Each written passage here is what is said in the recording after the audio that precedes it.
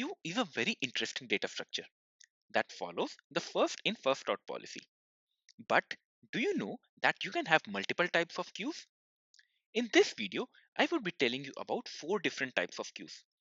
1. A simple queue that you all know about. Number 2. A circular queue that can help you to save memory. Number 3. A priority queue that can help you to give preferences to tasks. And number 4. A double-ended queue that finds a lot of applications in your browsers. Note that I will not be going into any implementation details in this video.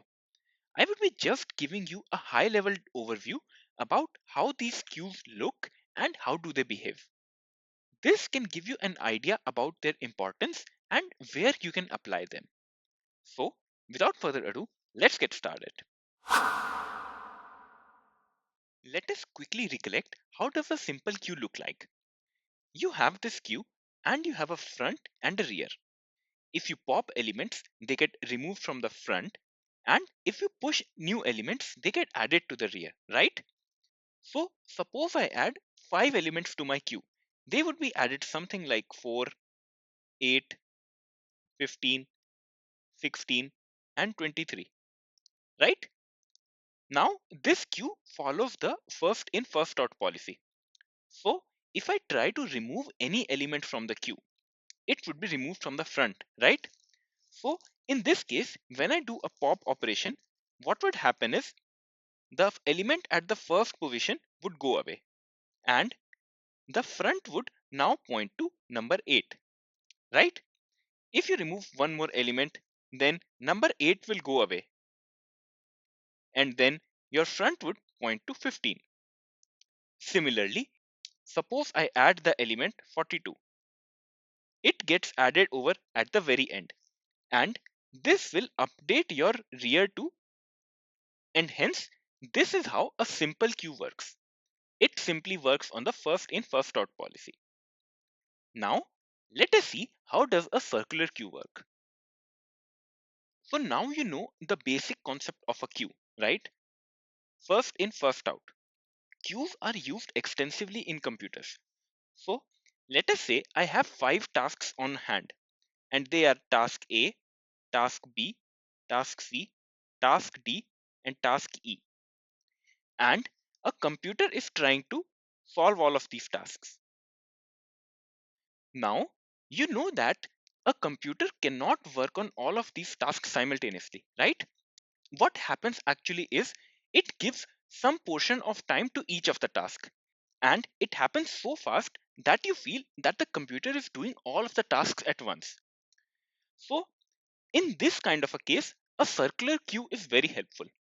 A circular queue helps you to maintain a round robin scheduling.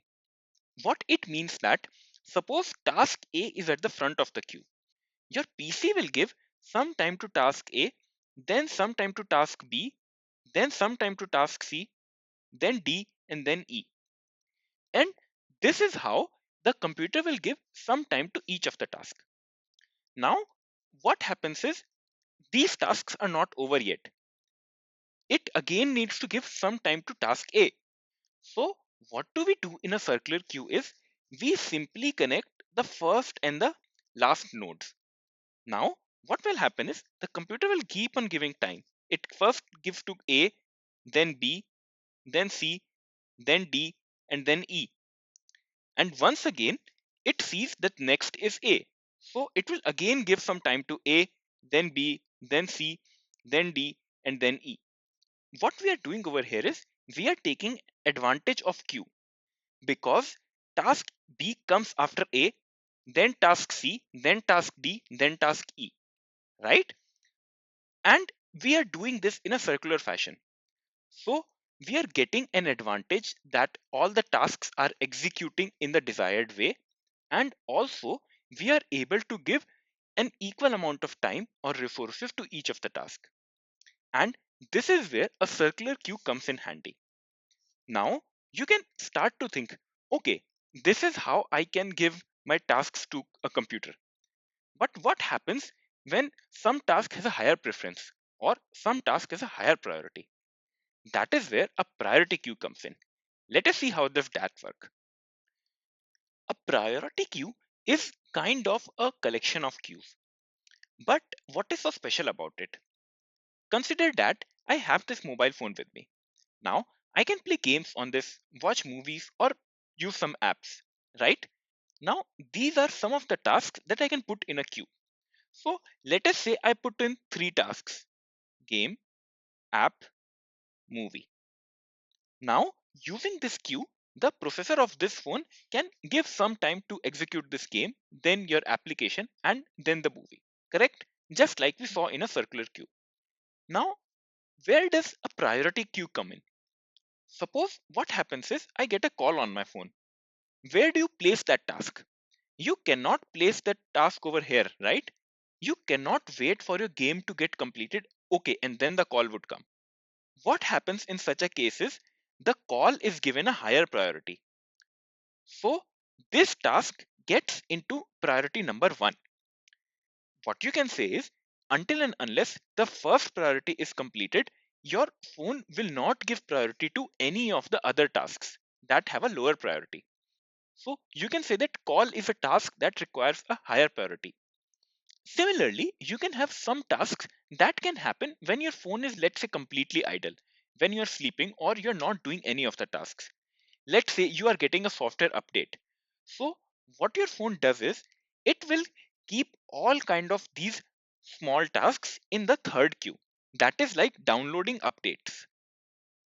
So what happens in a priority queue basically is, first of all, you will only give the highest priority to all the tasks in queue number 1.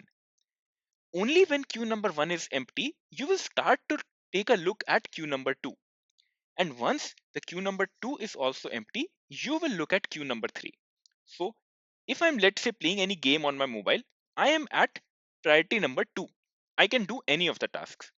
Immediately, I receive a call. So, all of these tasks would be kept aside and the call would go into queue number 1. And I would get the notification of call on my mobile, correct? And what happens at the end of the day? You are tired, you are done with all your apps, and you just plug in your mobile and go off to sleep. At that time, both the queues 1 and Q2, they both are empty. So, what does your phone do? It will start to work upon its queue number 3, where it downloads all of the updates or probably updates some of your apps. So, this is how a priority queue works. It allows you to maintain the queue structure, and at the same time it allows you to give a preference to some of the higher priority tasks, right? You can assume that a similar kind of a priority queue can also be used on your laptops. If it is an antivirus alert or if it's a critical system update, it will go in priority number 1. All of your normal text editing softwares, playing games can go into priority number 2, and any maintenance task like scanning your disk, all of that happen when your computer is completely idle. Now, let us see the final type of queue, that is the double-ended queue. A double-ended queue is very similar to a simple queue. The only difference here is that you can add and remove elements at both of the terminals. So, in a normal queue, what would happen is I would add the elements like 4, 8, 15, 16, and then 23, right?